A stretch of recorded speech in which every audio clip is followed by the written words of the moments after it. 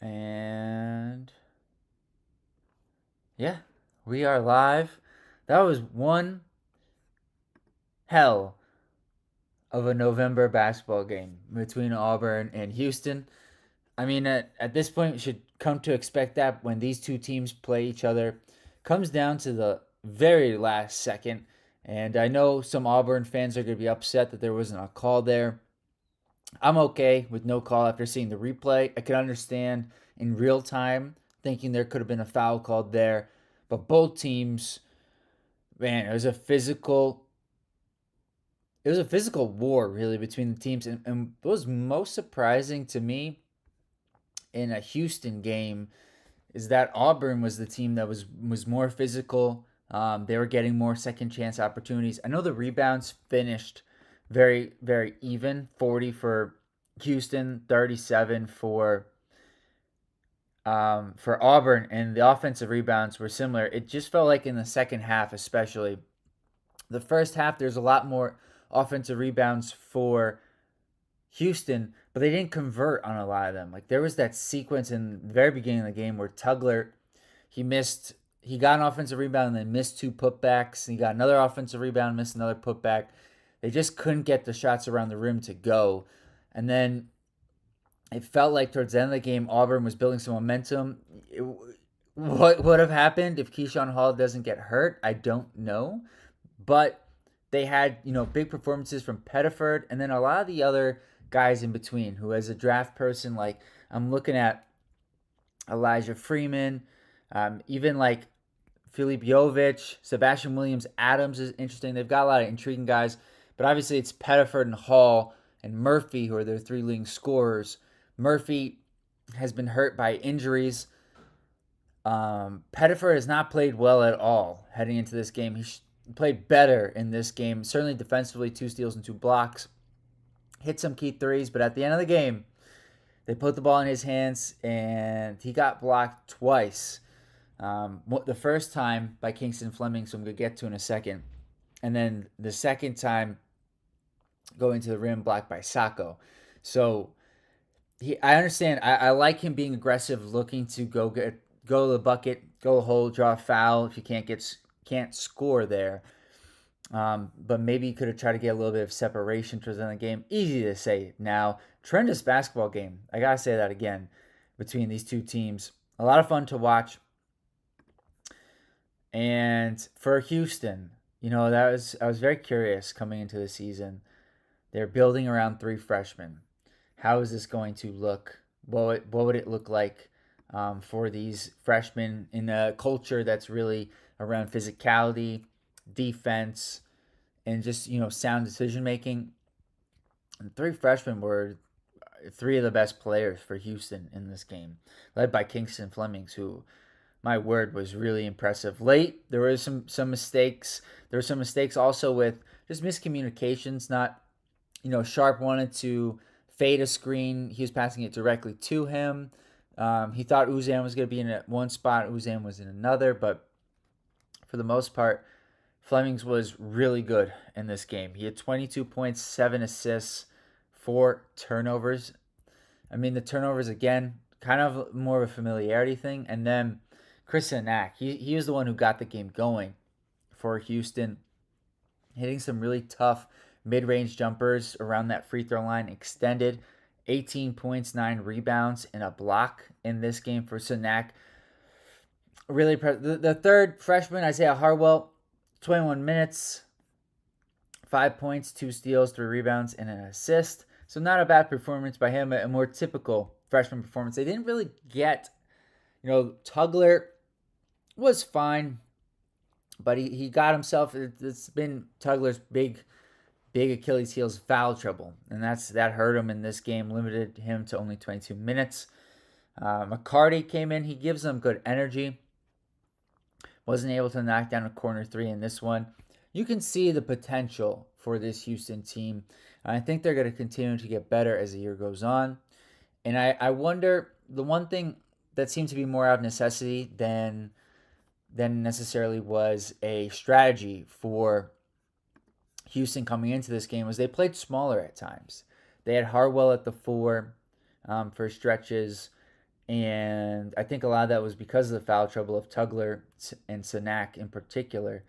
But I think those lineups will give them more offensive spacing and allow Flemings and Uzan in particular more driving lanes to the basket, and that could lead to cleaner looks for Sharp and Harwell around the 3 point line. And I think, they are going to be even better by the time we get to, conference play for them and certainly March Madness. And I'm really excited about the potential of the three freshmen because you don't really haven't seen Houston with this many high impact freshmen. They've had big time freshmen, don't get me wrong, like Jarris Walker, to name one. But to have three at the same time, it's just not typical for Houston. So I was curious, like, how is this going to look for them? They're definitely figuring out between Sharp, Uzan, Flemings in particular, like who's going to be the guy late in shot clock situations, and then the spacing, who has the ball more often. Like they've got to figure that out. We're 4 games into the season.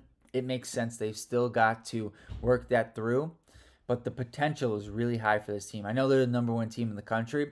I wasn't 100% sold based off of their performances against the competition that they've played against.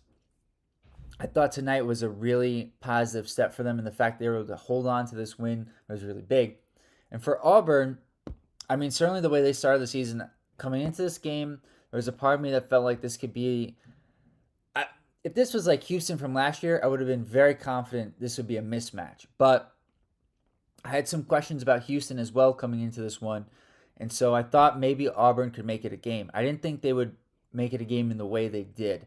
And this was my first time watching Auburn. So I'd seen, they struggled. It went to the overtime game with Bethune Cookman. They rebounded after that. But, that doesn't leave a great taste in your mouth. So I was curious how they were going to look. Keyshawn Hall's a bucket. Keyshawn Murphy's clearly not 100%. Hopefully he can get healthy because I think he's going to be a big piece. And then it's the other guys that are intriguing. Like, I'm not sure what they're going to get. And I think we're going to have to see who emerges as the year goes on. But between Sebastian Williams-Adams, Sway, Elijah Freeman, that may have been the dunk of the year. That was insane what he did. That was absolutely crazy. Kevin Overton gave him some good minutes. Ultimately, though, I kind of buried the lead here. Auburn lost this game by 1 point in a game where rebounding, like I said earlier, was very similar. Turnovers, very similar. The shooting percentages, pretty similar. Number of shots, Houston actually had 8 more shots, but that was because Auburn had 21 more free throws. And as I pull up the stats here, the big difference in this game was the free throw shooting for Auburn, or rather, the lack thereof. 21 of 33, 64%. Williams-Adams, 3 of 8. Overton, 7 of 11. Your two worst culprits there. And if just 2 more, and that's not even a very impressive free throw percentage. If they just go, let me see what that percentage is. 23 of 33, they win this game, and that's only 70%. You're not even asking for that much. So that's really got to hurt for Auburn, because this was a winnable game, especially late. Like, Houston did not close this game well at all. They left the door open for Auburn, and they just couldn't quite knock the door down and get the win, because it was there for the taking. It was really there for the taking for Auburn. And I'm curious, like Pettiford, Hall, from a draft perspective, Hall, this is obviously his 4th school in 4 years. And I mean, over the summer, I was watching a lot of UCF games because I was curious about Mustafa Cham, the 7-footer who ended up transferring to Cincinnati. And I just kept seeing Keyshawn Hall have these really big scoring outbursts. And I wondered, he's got the size. Can he kind of figure out the rest of his game the rebounding, the defense, consistency. Could he be an NBA player? And he's off to a really good start at Auburn. He is the focal point. He won't be the focal point in the NBA, but he's got the skills to be an NBA player. Can he just provide other things? Like, that's a big thing I look for when I'm evaluating these prospects, is like, what else can you do, especially when you're not scoring well. And that was a real positive for Pettiford in this game, because the big knock on him is his size, and therefore theoretically his lack of ability to impact the game defensively. But he had a couple steals, a couple of blocks. The big thing for him is really where the size shows up. Yes, defensively now, steals and blocks are not everything. Like, for the amount of times you can look at a guy who, for example, averages 2 blocks a game and think they're a tremendous rim protector, but in reality, they're just a good they're a shot blocker. They chase blocks, but they actually give up more points than they prevent. So steals and blocks are not everything, but I thought his defensive effort was there. But it was really his ability to score from 2-point range, which you really saw his lack of size work against him. And that was noticeable, certainly at the end of the game, where he got blocked twice. He did a really good job of splitting the pick and roll, knifing into the lane, but I think what would have helped Auburn there, and it didn't seem like he was looking for it, but when you watch the play again, everyone was crashing. There wasn't any spacing on the court, and that made it really easy for Houston to be there. Now, was Pettiford looking to pass that ball? I don't think so, but there wasn't much of an opportunity for him to do so, and I think, as you know, this is really early for Coach Stephen Pearl. He can use that as a teaching moment moving forward. So those two guys, I think, are there in terms of like the most obvious, pro potential. But like Elijah Freeman, man, is really intriguing. I'd heard some buzz about him, the D2 transfer. Really good athlete, can get into the paint. I'm not sure about his role on this team and his shooting based off of tonight. Hadn't seen this team play until tonight, so I'm really developing my opinion here and have no concrete opinions. I'm like a guy like Freeman. Hall and Pettiford, who I've seen in the past, I've got a bit more familiarity, and so I can give a little bit more of a judgment based off of this game. But Freeman just starting to kind of uncover his game, so nothing too strong there. On the Houston side, from a draft perspective, looking at like Chris Anak. I want to start with Chris Anak because he's the guy on Houston who I was the highest on coming into this game. And a tremendous rebounder, really mobile, athletic, great length. I think he can play at both the 4 and 5 spots in today's NBA. We're seeing a lot more teams play like a bigger power forward or a guy who a couple of years ago probably would have been positioned as a center.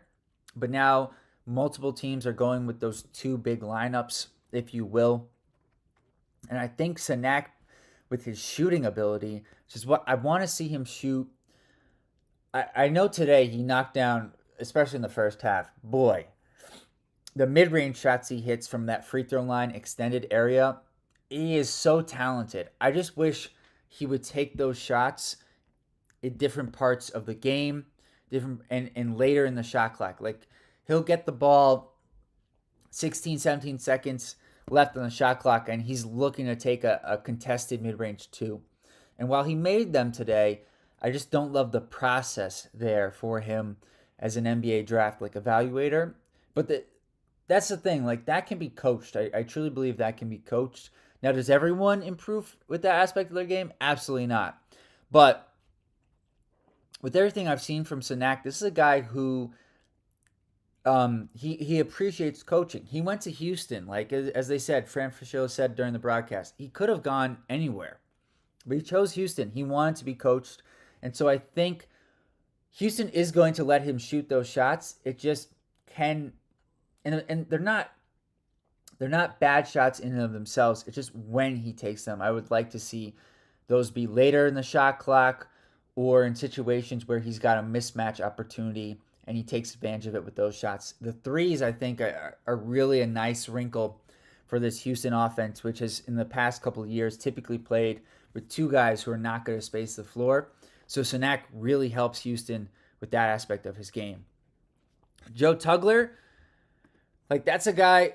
I'll just go down the starting five and then get to Harwell in terms of the NBA draft stuff. So Tugler, NBA level defender, no doubt about it. But the feel for the game offensively, and not so much the feel, like the touch around the rim. I'm really hoping that's going to improve because he can be an NBA player with his defense. One of the best defenders in college basketball, top 5, in my opinion. The question is, like, offensively, can he give you a little bit more? And I was hoping this year we would see more from Tugler. And so far, this is my second game watching Houston. I just haven't seen it from him. We'll see. Lots of time, guys, for this to develop. Kingston Flemings. He looked like a lottery pick. I didn't have him on my board at the start of the season. That was a mistake on my part. I got to get better at looking at some of these high school guys and figuring out where they're going to end up. Like just for early season, but for me, like I don't typically release my board until we get to at least March because otherwise I feel like it's just for clicks. I want to get a sense of these guys, and it's not fair to them to really make definitive judgments this early on in the season. But Fleming's super impressive. The only thing he didn't really showcase tonight or today, I guess it's tonight now on the East Coast, was the three-point shot. Only 3 attempts from there. But the mid-range was really working. Got to the free throw line, created for his teammates. Big block at the end of the game. Good rebounding, 5 for him. So impressive performance from Flemings. The 2 returning guards, Uzan, Sharp. Uzan comes back. Could have been a second-round pick. I had him going around, I think I had him on my big board somewhere around 45 or so last year. So I thought he was a mid-second round talent. Comes back. You know, both him and Sharp didn't have great games, but Uzan had some really big plays at the end of the game. He had a really big 3 with around 3 minutes to go.